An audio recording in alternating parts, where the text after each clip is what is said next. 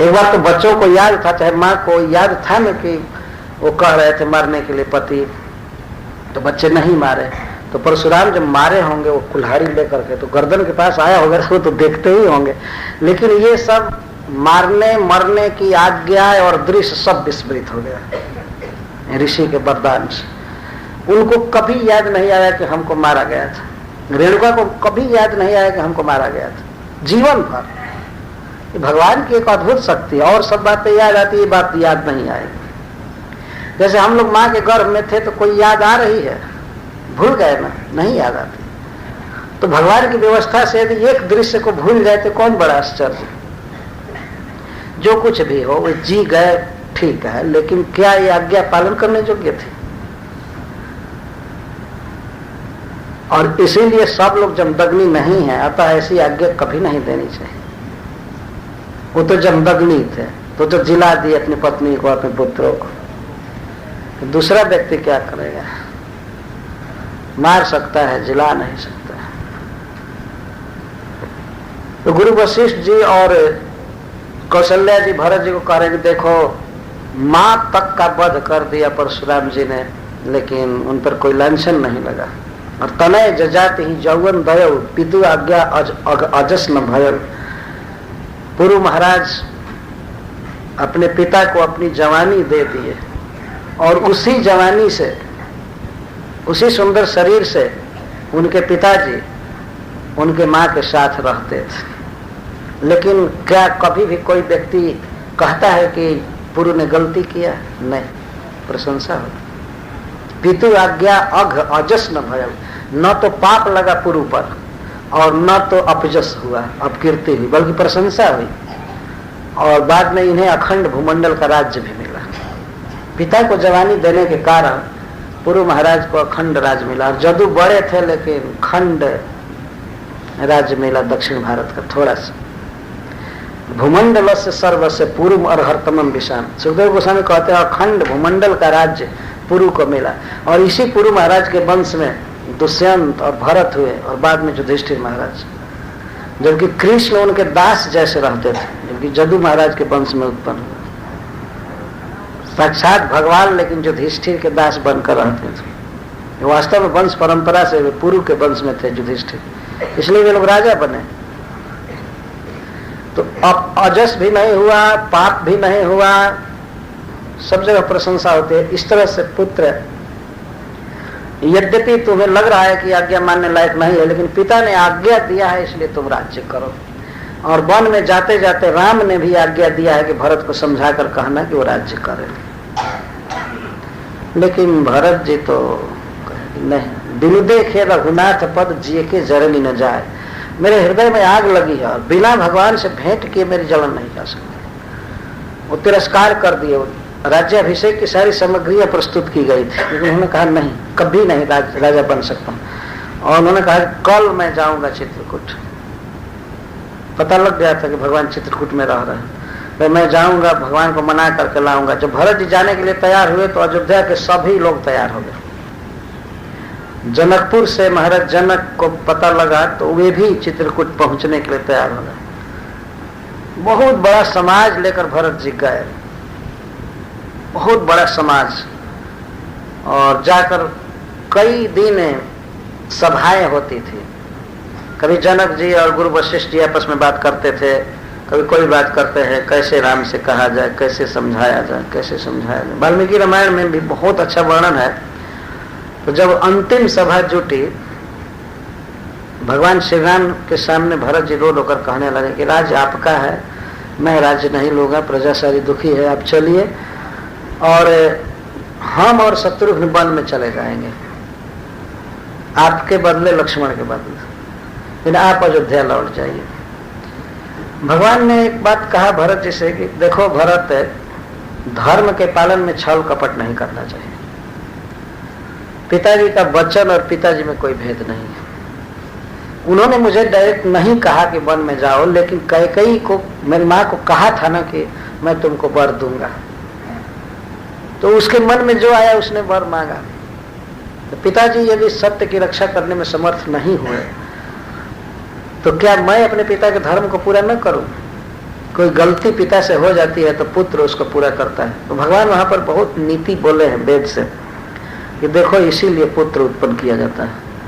पिता से कोई भूल चूक हो गई हो तो पुत्र तार देता है पिता को, और इसी से पुत्र नाम की निष्पत्ति हुई है। पुत्र शब्द की, पुत्र, एक पुत्र नाम का नरक है और उससे त्र जो त्राण कर देता है, रक्षा करता है, उसको पुत्र कहते हैं। कोई भी व्यक्ति ऐसा नहीं है जो गारंटी ले ले कि हम अपने कर्म से पार हो जाएंगे, हमें पुत्र की सहायता नहीं चाहिए और की सहायता नहीं चाहिए, ऐसा नहीं कह सकते हैं। भूल चूक हो ही जाती है और बाद में पुत्र जब श्राद्ध करता है या शुभ कर्म कोई और करता है, भागवत सुनता है, भगवान का भजन करता है, तो पिता की गलती सब माफ कर दी जाती है और उसकी उन्नति होती है। इतिहास में ऐसी घटनाएं हैं। भगवान ने सिंहदेव जब जाने के लिए प्रस्तुत थे तो प्रहलाद महाराज से कहे कि वर मांगो। प्रहलाद महाराज अंतिम में वर मांगे कि हे नाथ, हमारे पिताजी आपके साथ बैर किए, आपको बहुत दुर्वचन बोले और मैं आपका भक्त था, उन्होंने मुझे बहुत दुख दिया, परंतु आप करुणा निधान है, आप ऐसी कृपा कीजिए कि हमारे पिताजी नरक में न गिरे, उनकी अधोगति न हो। तो भगवान कहते हैं बेटा तुम्हारे पिता की क्या बात है, तुम इस वंश में जन्म लिए हो इसलिए तुम्हारे वंश के 21 पीढ़ी के लोग तर गए। ये प्रहलाद महाराज का अनुभव है। हिरण्यकश्यप जैसे पापी को भी उन्होंने तार दी। ये हिरण्यकश्यप भगवान के अंग संग से, नख स्पर्श से और रात दिन उनके चिंतन से मुक्त होने की योग्यता रखता ही था, लेकिन फिर भी प्रहलाद महाराज ये सोचते थे कि नहीं, बहुत बड़ी अधोगति होगी, भगवान से बैर करना, भगवान के भक्त को सताना, देवताओं को दुख देना। तो भगवान ने यह कह रहे, आगे उन्होंने कहा कि मदंग स्पर्श, मेरे शरीर का स्पर्श हुआ है इसलिए उसकी शुभगति होगी, लेकिन उन्होंने कहा कि तुम इस वंश में जन्म लिए हो इसलिए 21 पीढ़ी के लोग तर गए। कभी कभी भक्त पूछते हैं कि 21 पीढ़ी कौन, अभी तो कुछ ही पीढ़ी हुआ था उनका। से भगवान से ब्रह्मा जी और ब्रह्मा जी से कश्यप, और कश्यप की पत्नी थी दीति, तो दीति से हिरण्यकश्यप और हिरण्याक्ष हुए थे। कितनी पीढ़ी हुई, उसका अर्थ होता है आगे आने वाली पीढ़ी, वर्तमान में भी पीढ़ी और नाना के भी वंश के लोग, कई तरह से चतुर्दिक प्रभाव होता है। एक लक्षण कह दिएगा 21 पीढ़ी, मतलब इसे ज्यादा ही तरेंगे, कहने का भाव ये है। तो कभी कभी भक्त पूछते हैं हम भक्त हुए हैं तो क्या हमारे पीढ़ी के लोग तरेंगे? मैं कहा जितना परसेंटेज भक्ति है उतना तो तरेंगे। अरे 21 नहीं तरेंगे, एक पीढ़ी भी, 2 पीढ़ी तो तरेंगे। और देखा गया है प्रकट पीढ़ी तर जाती है। हम देखते हैं कोई पत्नी भक्त हो जाती है तो धीरे धीरे पति भी पीछे पीछे मंदिर में आ जाते हैं। ये पीढ़ी तरी कि नहीं तरी? हरे कृष्णा कृष्णा कृष्णा हरे हरे, हरे राम राम राम। और प्राय बच्चे कहा करते हैं जो नए भक्त बनते हैं, कहते हैं हमारे पिताजी बहुत बाधा दे रहे हैं, कहते हैं मंदिर में मत जाओ। और कुछ काल के बाद देखा जाता है कि पिताजी भी वैसे ही तिलक मार कर आने लगे। ऐसा देखा जाता है। ये प्रकट पीढ़ी तरी की नहीं। और कदाचित जो बच्चा होगा भगवान की कृपा से तो उसको तो कृष्ण भावना भावित होना ही है। तो 2 पीढ़ी तो प्रकट तरी, पिछली पीढ़ी और आने वाली पीढ़ी। तो उसका बच्चा होगा तो उसको भी भक्त होना ही है, भगवान से प्रेम करेगा, पीढ़ी तो ऐसे तर जाती है। तो पुत्र, भगवान कहते हैं कि कोई भी व्यक्ति पुत्र इसी से उत्पन्न करता है कि एक दिन यह पुत्र काम में आएगा। पिता से कोई गलती हो गई है तो पुत्र जाकर गया में श्राद्ध करेगा। भगवान यह शब्द बोले वाल्मीकि रामायण, आप पढ़ सकते हो। भरत, पिता आशा रखता है कि हमारा पुत्र गया जी में श्राद्ध करेगा, शुभ कर्म करेगा, भगवान की आराधना करेगा, देवताओं का आदर करेगा, तो उस शुभ कर्म से पिता तर जाएंगे, गलती माफ कर दी जाएगी। तो मैं जानता हूं कि हमारे पिताजी की एक बहुत बड़ी कमजोरी है कि वे हमें बहुत आसक्त हैं, हमसे बहुत प्रेम करते हैं, और इसी प्रेम के कारण वे अपने वचन को पूरा नहीं करना चाहते, हमको वन में नहीं भेजना चाहते। लेकिन क्या मुझे वन में नहीं जाना चाहिए। यदि मेरा सच्चा प्रेम मेरे पिता से है तो मैं तो निश्चित वन में जाऊंगा। और तुमको उन्होंने राज्य दिया है, इसलिए राज्य संभालना तुम्हारा कर्तव्य है। मैं किसी भी हालत में पिता के धर्म को बाधित नहीं करूंगा। धर्मो रक्षति रक्षिता। भगवान ने कहा है कि जो धर्म की रक्षा करता है तो धर्म उस व्यक्ति की रक्षा करता है। रक्षित धर्म धर्म रक्षक की रक्षा करता है। तो इसीलिए मैं तो निश्चित जाऊंगा। मुझे वन के दुख की परवाह नहीं है। मुझे पिता के धर्म को देखना है, उनके वचन को पूरा करना है। और भरत, मैं अपने पिता का योग्य पुत्र बनना चाहता हूं, अयोग्य नहीं। तब इस बात से अब क्या हो, सबको मानना पड़ा है। भगवान तो वैसे भी बोलने वालों में सबसे चतुर है, कुछ भी बोल सकते हैं। कुछ ही देर में अर्जुन को पोट पाट कर लड़ा दिए, गीता बोल करके ऐसे नहीं दिखा दिया, सब मर गए। तो मर ही गए तब क्यों आप खड़ा कर रहे हैं? जब सब मर ही गए, अर्जुन ने कहा जब सब मर गए तो क्यों खड़ा करे? तो भगवान कहते हैं जसो लभस्व, चलो चलो नाम कमाओ।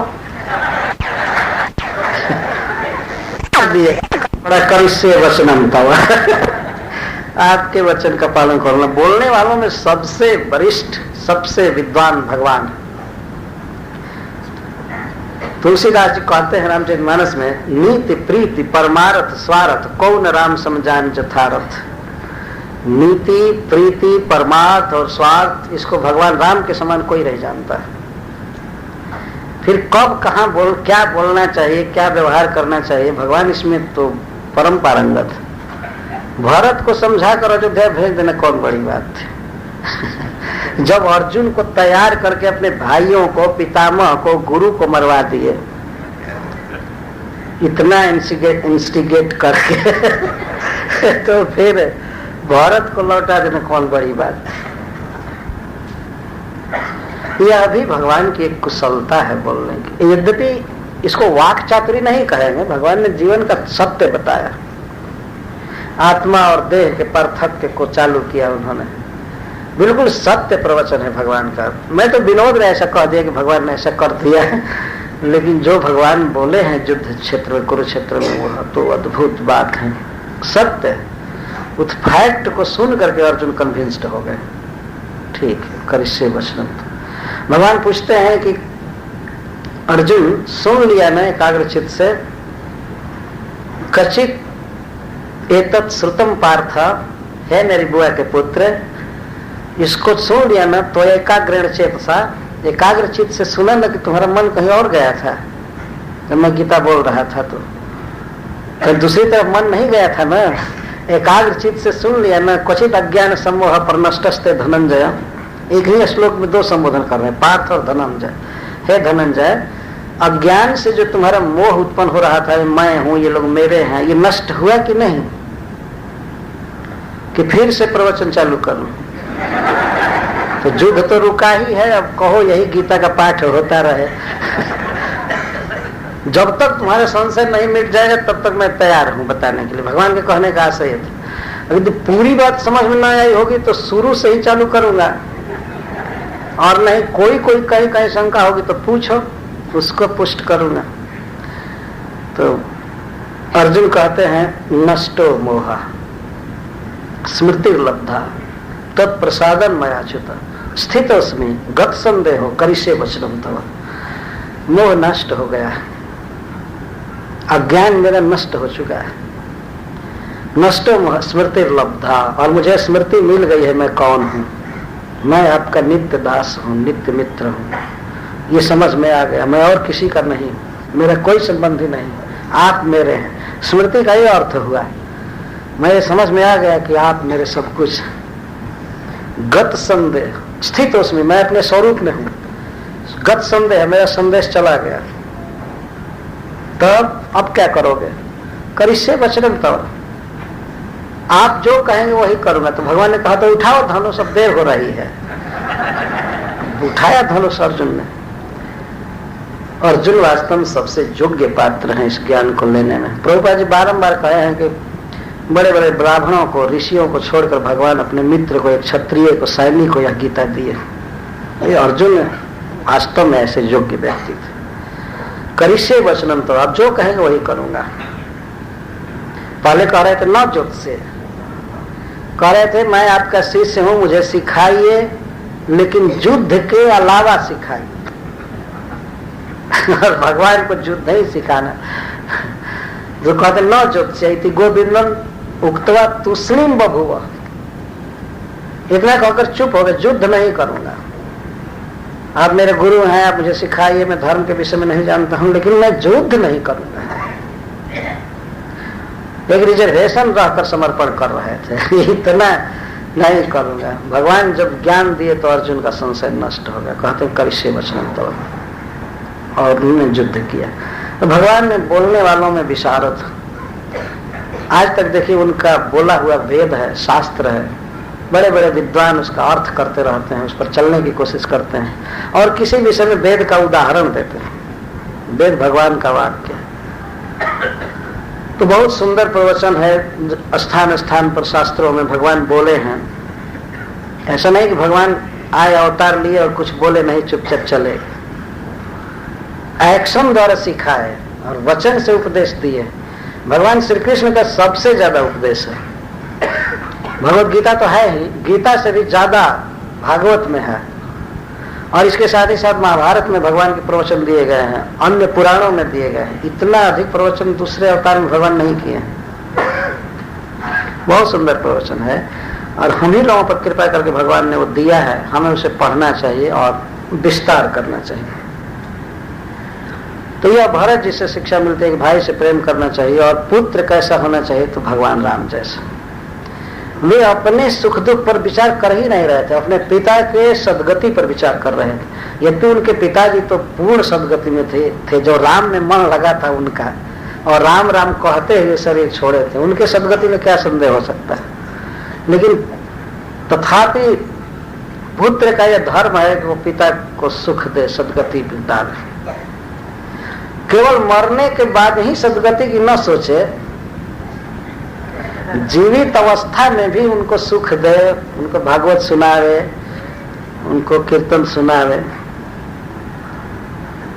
ऐसा नहीं मरने के बाद सोचने लगे अब कैसे तरेंगे, और जब जीवित थे तो पानी भी नहीं दे रहे थे। एक बार एक की कथा है, शाहजहां जब जेल में बंद था तो औरंगजेब गया उसके पास, उसका लड़का था औरंगजेब, अपने पिता को जेल में बंद कर दिया था, अपने भाई को काट दिया था। यही उन लोगों का संस्कार होता है।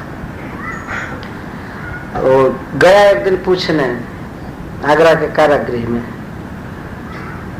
कैसे हैं बाप जी, क्या भाव है, से पूछता था। तो शाहजहां कहता है, अरे नालायक, तुम हिंदुओं को इतना सता रहे हो, हिंदुओं जैसा अच्छा कोई नहीं। हिंदू लोग तो मरने के बाद भी अपने बाप को जल देते हैं, तो तुम जीवित अवस्था में पानी के बिना मुझे मार रहे हो। इस समय भर पेट पानी नहीं मिलता था शाहजहां को। औरंगजेब ने कहा था कि इसको भर पेट भोजन मत देना, और जितना पानी पिए उतना मत देना, ये कोटा भर दे देना, उतने भर पिए बस। इतना क्रूर था वो। तो उसी समय वो शाहजहां कहा कि धन्य है हिंदू लोग जो कि मरने पर भी पिता को जल देते हैं, और वो जीवित अवस्था में भी नहीं दे रहा है। तो जीवित अवस्था में तो जरूर देना चाहिए, कपड़ा देना, भोजन देना, जल देना, ज्ञान देना। पिता के पास, माँ के पास बैठना भी माता पिता की एक सेवा है। देखा जाए माता पिता का स्वभाव है कि पुत्र उनके पास बैठता है, कुछ बातें करता है, तो वो लोग प्रसन्न होते हैं। लेकिन आजकल के बेटा ऐसे है कि कहीं से आएंगे तो सीधे रानी के भवन में चले जाते हैं, पिता के पास नहीं जाते। ऐसे ऐसे पुत्र हो गए। क्या नहीं होना चाहिए। हरे कृष्ण, जय श्री राम।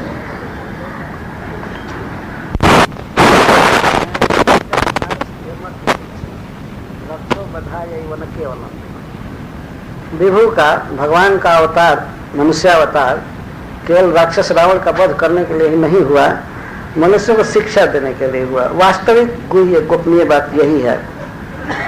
भगवान इस जगत की सृष्टि किए हैं भगवान मनुष्य बनाए हैं, तो भगवान यदि वेद में कथित धर्मों का आचरण करके नहीं सिखाएंगे तो कौन सिखाएगा? मनुष्य को कैसे उठना चाहिए, कैसे सोना चाहिए, क्या खाना चाहिए, पत्नी से क्या व्यवहार करना चाहिए, बच्चों से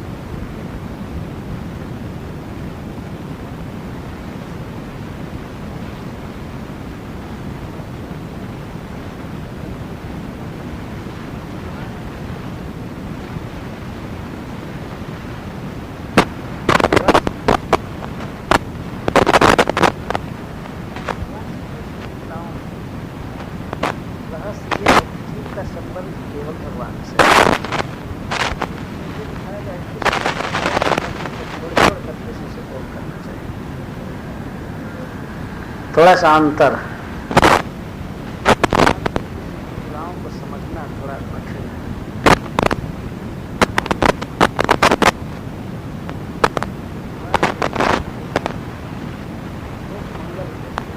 है। वास्तविक बात है कि वैसा बनने से ही अध्यात्म में भी उन्नति होती है, परंतु आवश्यकता पड़े तो भगवान के लिए समाज को छोड़ा जा सकता है। गोपियों ने पतियों को छोड़ा,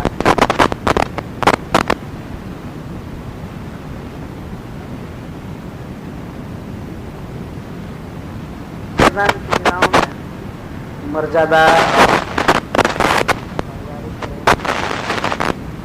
कई प्रकार की बातें बहुत सुंदर है। भगवान श्री कृष्ण की लीलाओं में जो छोड़ने की बात आई है वो बड़े बड़े अधिकारियों के लिए है। यदि सब लोग ऐसे छोड़े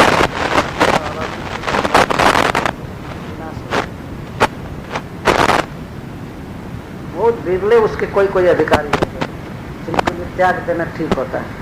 और साधारण व्यक्ति यदि त्यागा करे इसी तरह से तो कहीं का नहीं रहेगा, गिर जाएगा। भगवान श्री राम की लीलाएं बहुत ही करणीय हैं, सीखने लायक मनुष्य को। भगवान जगत गुरु हैं, सबके बंधु हैं। जैसे पिता अपने पुत्रों को कुछ शिक्षा देता है तो उसी तरह से भगवान कभी कभी अवतार लेकर के मनुष्यों को शिक्षा देते हैं स्नेह से। शिक्षा में दो प्रकार की शिक्षा है। इस लोक में हम किस तरह से जिए, कैसे व्यवहार करें जिससे हमारे परलोक में उन्नति हो, आध्यात्म उन्नति हो। अच्छा, दूसरी शिक्षा जो भगवान कृष्ण देते हैं कि हमें सबसे अधिक चिंता है, सबसे अधिक बल किस पर देना चाहिए? कृष्ण के साथ संबंध पर। हमें देह है ही नहीं, हम आत्मा है, और आत्मा परमात्मा कौन सा? ममई वांसो जीव लोक के जीव भूतस्मात्। तो आत्मा को चाहिए कि वो अपनी आवश्यकता देखे, अपना जो असली स्वार्थ है, परमार्थ है, उस पर दृष्टि रखे। जीव प्राय भूल जाते, सोचते हैं हमारा परिवार है, हमारा गांव है, हमारी पत्नी है, हमारा पति है, हमारे बच्चे, इन्हीं भावनाओं में भूला हुआ है। भगवान श्री कृष्ण आकर के अपना आकर्षण, अपना सौंदर्य, अपनी महिमा, अपना माधुर्य दिखा करके संसारिक स्नेहों को तोड़ दिए। जो हुआ छोड़ छोड़ करके भगवान में अनुरक्त हो गया। जहां गए वहां बात होती थी, तो वह ज्यादा सत्य है भगवान श्री कृष्ण की लीलाओं का जो प्रभाव हो रहा है। परंतु फिर भी उस सत्य तक पहुंचने के लिए भगवान श्री राम की लीलाएं सीढ़ी हैं, सोपान। प्रभुपाद जी बताते हैं 4 नियम, जैसे no meat eating, no gambling इत्यादि। तो यह अभी भक्ति है। कोई सोचे कि इसका तो भक्ति से कोई संबंध नहीं है, जो मन में आवे खाओ और भगवान का नाम गाओ, लेकिन ऐसा तो है नहीं। दोनों लीलाएं एक है, पूरक है। जैसे चैतन्य चरितामृत और चैतन्य भागवत दोनों मिलकर एक ग्रंथ है, वैसे ही वास्तव में भगवान श्री राम और श्री कृष्ण की लीलाएं मिलकर एक स्टैंडर्ड बनाती है, परमार्थ में और लोक में। तो दोनों को पढ़ना चाहिए, सुनना चाहिए बहुत ध्यान से।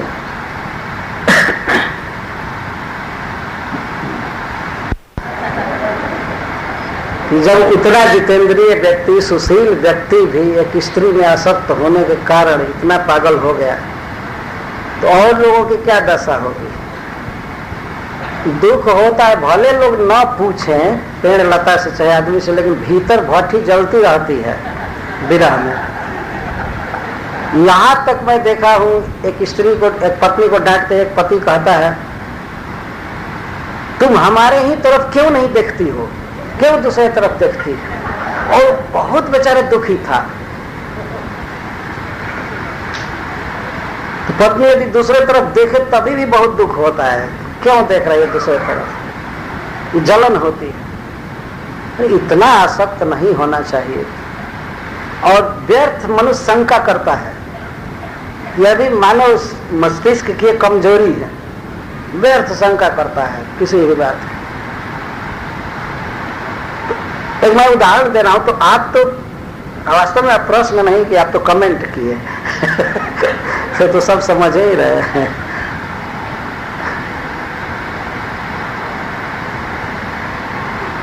कर दिया तो वो अब सीधे आरोप करती है, तो गया था किसी न किसी के पैर में। और हो सकता है बेचारा ऑफिस में देर किया या कहीं रह गया, लेकिन उसका तो माथा खराब होने लगता है। अद्भुत ही बंधन है और मोह है परस्पर।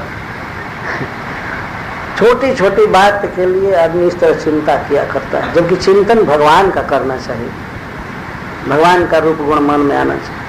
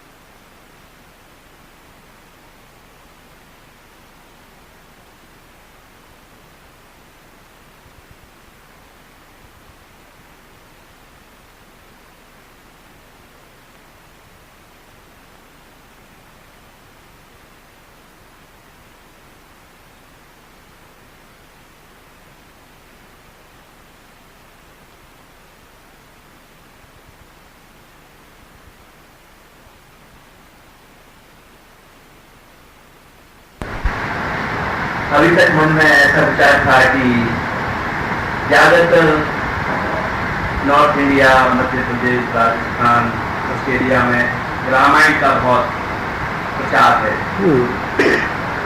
और रूपा जी के मूवमेंट में 30-25 साल जब से आप देख रहे हैं कि भगवान कृष्ण की लीलाओं के बारे में ज्यादा सुनने को मिल रही है। और उधर भी बहुत सुना है कि हम उधर के रहने वाले होने के कारण, लेकिन जब से रूपा जी के ने बताया है जिस ढंग से, उसको सुनने के बाद में रामायण और उन कथाओं का और उन लोगों से सुनने की, आपके बोलने की स्टाइल और जो बोलने का तरीका है और रामायण का कहने का तरीका है, और भागवतम में और वाल्मीकि रामायण से आप उसको किस ढंग से कनेक्ट करके उसको रूपा जी की फिलॉसफी के साथ में उसका सामंजस्य बताते हैं। लेकिन उधर का देखने के बाद एक मन में ये भावना सी हो गई थी कि ये लोग मतलब त्याग करनी, मतलब भावना ऐसी है कि ये ठीक है, इसे पायस इंटरटेनमेंट, गोइंग टू कथास, पायस एंटरटेनमेंट, 3 तरह का होता है, entertainment, classic entertainment, and this hearing kathas are like धार्मिक मनोरंजन। तो उस रामायण क्षेत्र को सुन करके और प्रभुपाद जी के द्वारा जो बताया हुआ तरीके से इसमें एक बहुत जीवन में एक परिवर्तन सा लगता है। तो उस दृष्टि को, इस दृष्टि को कैसे, क्योंकि आपके कहने से ऐसा लगता है कि दोनों एक दूसरे के पूरा कहने, जबकि एक्चुअल ढंग से अगर वहाँ देखा जा रहा है और उन लोगों के जीवन को देखा जा रहा है, उससे ऐसा लग नहीं रहा। तो कैसे इसको सामंजस्य लाया जाए? तो वास्तव में वो तो रामायण की कथा, इसकी कथा तो थोड़ा थोड़ा लगता है कि भेद है, लेकिन जहाँ तक प्रचार की बात है कथा की, तो भागवत की और गीता की भी कथा है, वो लोग ऐसे कहते हैं कि ये बिल्कुल भिन्न है प्रभुपाद जी से, बिल्कुल भिन्न है। शायद इसीलिए प्रभुपाद जी ने सप्ताह शब्द के विषय में अच्छा नहीं कहा है ना। जब भी लिखने का अवसर आता है तो प्रभुपाद जी सप्ताह की बहुत अवहेलना करते हैं लिखने में, लेकिन हम लोगों को गुणग्राही सारग्राही होना चाहिए। कभी कभी क्या होता है कि आचार्यों की शैली होती है, किसी कार्य को, शिक्षा को जब कोई व्यक्ति बढ़िया से ग्रहण नहीं करता है तो उसको बिल्कुल अप्रमाणिक कहना चालू करते हैं, क्योंकि गड़बड़ ग्रहण कर रहा है, क्योंकि वो कहना ठीक नहीं। जैसे भगवान बुद्ध ने देखा कि लोग कहते हैं वैदिकी हिंसा हिंसा न भवती, वेद के अनुसार पशु का वध करने यज्ञ में हिंसा नहीं है, और इतना हिंसा का प्रचलन हो गया कि पूरा देश हिंसा की चपेट में आ गया, ब्राह्मणों के डायरेक्शन में। तो भगवान का अवतार हुआ इसके लिए, निंदसी यज्ञ विधे रह श्रुति जातम सदै हृदय दर्शित पशुघातम केशव धृत बुद्ध शरीर। भगवान बुद्ध आए और उन्हें सीधा कह दिया कि हम वेद को प्रमाण नहीं मानते, जबकि वेद उन्हीं की रचना है। जब तक वेद को लोग मानते तब तक वो हिंसा नहीं रोक सकते थे, तो भगवान ने कह दिया वेद अप्रमाणिक है। इसको उन्होंने कहा हम इसको नहीं मानते, उन्होंने ये नहीं कहा कि ईश्वर की रचना है या नहीं, या मनुष्य की रचना है या नहीं, उन्होंने कहा हम इसको नहीं मानते। तो भगवान में इतनी प्रतिभा थी कि अब बड़े बड़े पंडित भी उनसे तर्क करके हार गए। भगवान के सामने कौन जीत सकता है, लेकिन भगवान टोटल अटपटांग काम करके गए। अगर देखा जाए बिल्कुल उल्टा उन्होंने बोला, ठीक नहीं किया। लेकिन हिंसा को रोकने के लिए निंदसी यज्ञ विधे अह श्रुति जातम, जो वेद में लिखा गया है उसकी निंदा भगवान ने किया। उस समय जरूरत थी, यदि वेद को अप्रमाणिक लोग नहीं मानते तो हिंसा नहीं रोक सकते थे, हिंसा रोकना उद्देश्य था। तो इस तरह से प्रभुपाद जी जो भागवत सप्ताह या रामचरितमानस आदि के विषय में लिख दिए हैं, तो इसी प्रकार का प्रभुपाद जी का इंटेंशन था कि जो धाराएं चल रही है बस उसी में से एक धारा इधर इस काल में न खुल जाए। तो इसीलिए प्रभुपाद जी कह देते थे इसमें मायावाद है, चाहे ये है, इसको मत पढ़ो, ये मत पढ़ो, अपने चित्त को केंद्रित रखा जाए। लेकिन उसका अर्थ यह नहीं था कि भगवान बुद्ध का कि अब वेद समाप्त ही कर दी जाए। उसके बाद ही भगवान विष्णु ने शिव जी को भेजा शंकराचार्य के रूप में, और शंकराचार्य आए तो उन्होंने अपनी प्रतिभा से वेद को प्रमाणित सिद्ध कर दिया। थोड़ा थोड़ा बौद्धों के मेल से उन्होंने फिलॉसफी दिया। वेद में उन्होंने निर्विशेषवाद, निराकारवाद, जैसे बौद्धों का शून्यवाद है, तो उनसे थोड़ा टैली करते हुए सिद्धांत दिया। तो जितने भी बौद्ध सन्यासी थे उन सब ने वेद को प्रमाण मानना चालू कर दिया। जैसे वेद तो हमारी बात कह रहा है, श्रुतियां उपनिषद सब हमारी बात कह रहे हैं, शंकराचार्य ने सिद्ध कर दिया। इस प्रकार का विघटन होता रहता है। तो श्रीपाद शंकराचार्य ने जो किया वह भी 100% कुछ इतना ही था, लेकिन जरूरत थी। यदि उसमें निर्विशेषवाद नहीं दिया जाता तो बौद्धों के दिमाग में जो शून्यवाद भरा हुआ था उसको निकालना कठिन था। तो लगभग दोनों को एक करके वो देखने लगे। तो प्रभुपाद जी को कहा जाता है निर्विशेष शून्यवादी पाश्चात्य देशतार्य। ये बौद्ध हो चाहे शांकर, निर्विशेषवाद मानने में दोनों एक नंबर के हैं, लेकिन शांकर मत में किसी भी विषय में वेदों को, शास्त्रों को प्रमाण दिया जाता है, भले उसका अर्थ जो कुछ किया जाए। तो सारे देश में लोग बौद्ध धर्म छोड़ छोड़कर शंकराचार्य के अनुयायी हो गए और फिर से सनातन धर्म की पताका फहराने लगी। बौद्ध राज्य धर्म बन गया था, राजा लोग उस धर्म का प्रचार करते थे, लेकिन श्रीपाद शंकराचार्य ऐसा किया। डॉक्टर राधाकृष्णन ने लिखा है कि शंकराचार्य बौद्ध धर्म को ऐसा आलिंगन में लिए कि उनके आलिंगन में ही खत्म हो गया। ऐसा वो लिखे है, विरोध नहीं किया उन्होंने। लेकिन अब ये गड़बड़ी हो गई कि निर्विशेषवाद भर गया, तब स्वयं भगवान आए चैतन्य महाप्रभु के रूप में। तो उन्होंने कहा कि नहीं, वेद का ये अर्थ नहीं, सच्चा अर्थ ये। तो हम लोगों को एक उदार हृदय से अपने पूर्वजों के, विशेषकर श्रील प्रभुपाद जी की शिक्षाओं को ग्रहण करना चाहिए। बहुत रिजिड माइंड से कुपमंडुक बनकर ग्रहण नहीं करना चाहिए, नहीं तो हम कुछ लाभ जो मिलने वाला है उससे वंचित रह जाएंगे, घाटे में पड़ जाएंगे। बहुत अधिक अनन्य जो लोग बनते हैं, प्रभुपाद जी ने ये कहा है, प्रभुपाद जी ने ये कहा है, तो प्रभुपाद जी ने दूसरी जगह पर दूसरा कहा है, तो उसका सामंजस्य मिलाना पड़ेगा ना, देखना पड़ेगा क्यों दो तरह की बात प्रभुपाद जी ने कहा। तो उसको बहुत ही सावधानी से उनके आशय को, इंटेंशन को समझ करके और उसके अनुसार ग्रहण करना चाहिए। तो सीधे अगर कोई कह दे कि नहीं प्रभुपाद जी ने कहा है सप्ताह नहीं सुनना चाहिए, तब तो मंदिर में जो कथा चलती है वो अभी तो 7-7 दिन की होती ही है ना और 4 सप्ताह हुआ है। सप्ताह का अर्थ 7 दिन होता है, लेकिन हम लोग भी सप्ताह चालू किए और प्रभुपाद जी ने जसोमती नंदन प्रभु को डायरेक्ट कहा था कि तुम कहो सप्ताह। वो हमसे बता रहे थे कि प्रभुपाद जी ने हमको आज्ञा दी, लेकिन हमने प्रभुपाद जी की आज्ञा का पालन नहीं किया, आप कर रहे हैं ऐसे वो कह रहे थे हमसे। तो 7 दिन में भागवत के कुछ टॉपिक को लेना है और सुनाना, इसको थोड़े प्रभुपाद जी मना किए थे। लेकिन एकदम रिजिड अर्थ ले लिया जाए तो गड़बड़ होता है। एक लोक में बात लोग कहते हैं, एक लड़का था बहुत ही अपढ़ परिवार में, मूर्ख परिवार में। उसकी माँ उसको एक दिन कही कि बेटा जाओ ससुराल। तो पूछा, लड़का कहा कि ससुराल नहीं जानता वो किधर है। तो वो कही कि सीधे रास्ता जो जा रहा है, कहीं इधर उधर मत मुड़ना, चले जाओ। तो जा रहा था, तब तक रास्ते में बीच में एक पेड़ मिल गया, एक झाड़ मिल गया। तो कहा, वो सोच रहा माँ ने कहा है कि दाएं बाएं मत होना, तो पेड़ पर चढ़ करके फिर उतरा वैसे, और इसके बाद क्या, इतना अच्छा परपोर्ट समझ लिया माँ का। अरे कुछ आशय तो समझना चाहिए कि इस आचार्य के कहने का आशय क्या है, क्या मंतव्य है।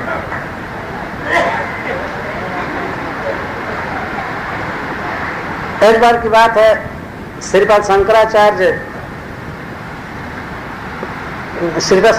की घटना है। वो कहते थे सर्वम खल्विदम ब्रह्म, सारा विश्व ब्रह्म है। वास्तव में सत्य वाक्य है, वेद का वाक्य है, शंकराचार्य का वाक्य नहीं है। जब ब्रह्म की शक्ति है, जगत तो एक प्रकार से ब्रह्म है, तो सर्वत्र भगवान है, सब जगह ब्रह्म है।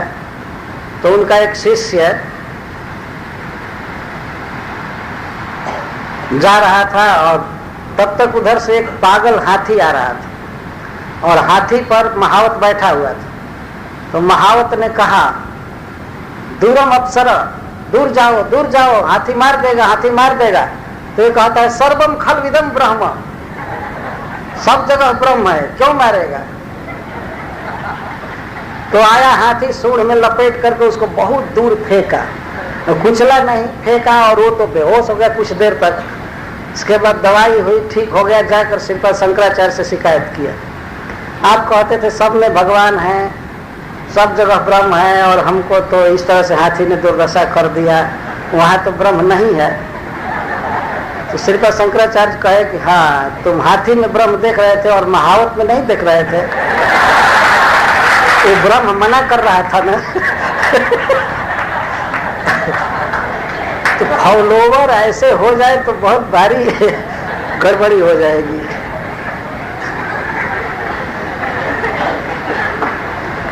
देखना चाहिए, आशय समझना चाहिए देश काल के अनुसार, तब सब ठीक होता है। लेकिन जब हम लोग मान लेते हैं और द्वेष और घृणा की भावना होती है, तो वहां हम लोग सत्य को ग्रहण कर ही नहीं पाएंगे। किसी के पुस्तक को देखे हमारे मन में मायावादी है, जब तुम्हारे मन में मायावाद ही बैठा हुआ है तो इसीलिए तुम सब में मायावाद देख रहे हो।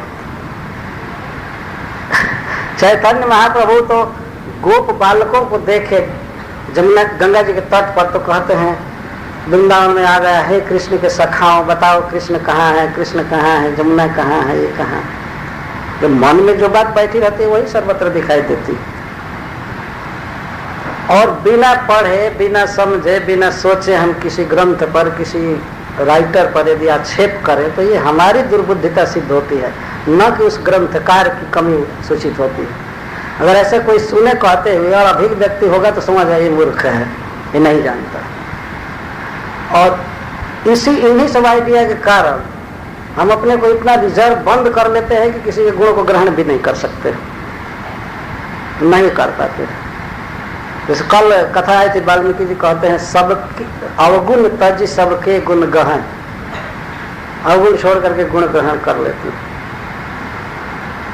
आपका प्रश्न है कैसे इसको हम लोग मिलाएं, तो वास्तव में उदारता पूर्वक बुद्धिमानी से आदमी विचार करते तो भगवान सहायता करते हैं, प्रभुपाद जी के लेख सहायता करेंगे, पुस्तकें सहायता करती है, प्रभुपाद जी के भक्त है सहायता करते हैं, लेकिन एक अपनी भावना तो होनी चाहिए। जब कोई व्यक्ति कहीं जाना चाहता है तब उसको रास्ता बताने वाले बताते हैं, उसके मन में है कि मैं पहुंचूं, जल्दी पहुंचूं, सेफ रास्ते से जाऊं, तो बताने वाला बताता है। और जिसको जाना ही नहीं है, केवल अन्य रास्तों की निंदा करनी है, तो उसको क्या बताकर कोई करेगा। आप अगर कहिए कि ये रास्ता जाएगा तो कहे नहीं वहां तो एक्सीडेंट हो गया था, ये है वो है, ठीक है इधर बताए नहीं ये भी गड़बड़ है, और तुमको चलना है कि नहीं। ऐसे ही ट्रैफिक पुलिस को परेशान करते हो पूछ करके, जानना है तब न पूछना चाहिए।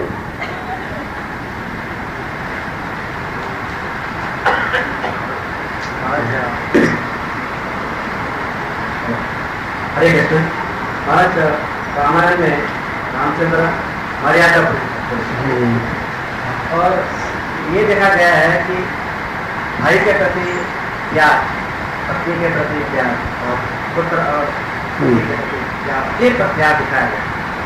और यहाँ तक कि रामचंद्र जी की आंखों में आंसू आ जाते हैं जब उनको पिताजी की याद आती है, यहाँ तक कि पिताजी अपने प्राण दे देते हैं अपने पुत्र को। तो ये मोह नहीं है, what is the line of demarcation between मोह एंड प्यार। संसारिक दृष्टि से देखा जाए तो ये मोह है, लेकिन यह मोह लीड करता है भगवान के मोह के प्रति। भगवान में मोह पैदा करना है। ये जो सांसारिक मोह है, ममता है, संबंध है, इसकी आवश्यकता है। जैसे अब पक्का घर बनाते हैं सीमेंट का, तो पहले एक टेम्पोररी घर बनाते हैं, उसको सेंटरिंग लिंक क्या कहते हैं, सेंटरिंग करते हैं छत डालने के लिए, तो उसी पर वो भवन टिकेगा। बाद में इसको हटा लिया जाता है, वो भवन टिक जाता है, छत टिक जाती है। तो ये जो संबंध बनाए गए हैं भगवान के द्वारा, इसकी सार्थकता है, ये व्यर्थ नहीं बनाए गए हैं। इसके द्वारा ये व्यक्ति को सिखाया जाता है कि भगवान से ऐसा ही संबंध किया जा सकता है। तो प्रेम करने की प्रवृत्ति है मनुष्यों में, केवल विषय को बदलना है, भगवान में करना है। लेकिन जब प्रेम करने की प्रवृत्ति रहेगी तभी वो व्यक्ति भगवान से प्रेम करेगा, नहीं तो सब शंकराचार्य के मत में चले जाएंगे। जिसको मान लीजिए अपने बच्चे के फोटो से प्रेम है, पत्नी के फोटो से प्रेम है, तो हो सकता है आगे जो ही विषय बदलेगा तो भगवान के फोटो में उसका मन आसक्त हो जाएगा। लेकिन जो शुरू से ही निराकार में से प्रेम करता है तो वो तो भगवान के फोटो से ही प्रेम नहीं करेगा। तो ये जो संबंध भगवान ने बनाया है, इसके पीछे भगवान की यह योजना है। भगवान को अपने पर्सनल संबंधी के रूप में रियलाइज करने की यह प्रक्रिया भगवान ने बनाई है, लेकिन मनुष्य भूल जाता है, इस बात नहीं समझता। और दूसरी बात यह है कि यह जो प्रक्रिया है यह मनुष्य के भौतिक जीवन को सुचारू ढंग से चलाने के लिए जरूरी है। जब ठीक से जिएगा तभी भगवान का भजन करेगा, नहीं तो नहीं कर सकता है। आज सबको कहा जाए कि भगवान के साथ संबंध है, छोड़ो स्त्री को, काम धंधा छोड़ो, जंगल में चले जाओ, कौन जाएगा बताइए? कोई जाएगा? आधार है ना भगवान के भजन के लिए या और भी किसी काम के लिए, परिवार आधार है। और परिवार है तो परिवार में जथा जोग स्नेह रखना ही चाहिए। हाँ, एक अति ममता जो हो जाती है, अति स्नेह जो हो जाता है, उसको मोह संज्ञा दी जाती है और वह ठीक नहीं है। जैसे भगवान ने अपने